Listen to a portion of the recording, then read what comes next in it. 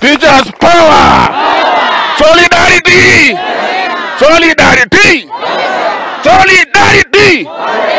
Solidarity forever!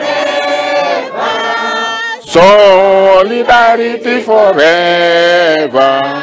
Solidarity forever! For the union makes us strong. Any officer, whether director, CC, or anybody in the county government in senior most position, we want to tell you that if you try to obstruct these teachers from seeking justice through the union, then you will meet in court. Yes. We will meet in court. That's the only legal procedure we are going to follow beginning next week. Yes. Yes. Teachers power! Solidarity! Solidarity! Kama ni kumobilize, twende ofisi ya governor, tutaenda. Yes.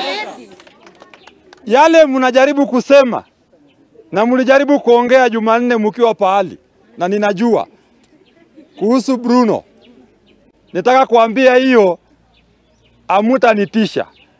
Tutamobilize, tukuje kwa ofisi ya governor.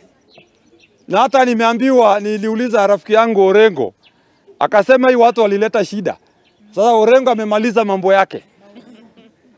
Orengo ni mmoja wale my role models, senior council mwenyewe. Sasa we governor, kama Orengo anafanya, mbona usifanye? Nataka nisikie next week ushamaliza hii maneno, hatutarudi nyuma tena. Walimu wanachukuliwa as if ni watu hao kwenda shule, and yet these people they ask papers. Hiyo ni majabu sana. Hao walipa pesa wakaenda shule, wakaenda secondary, wakaenda mpaka college, university. Na saisi wana indimeditiwa sana ya kwamba kulipa pesa kidogo.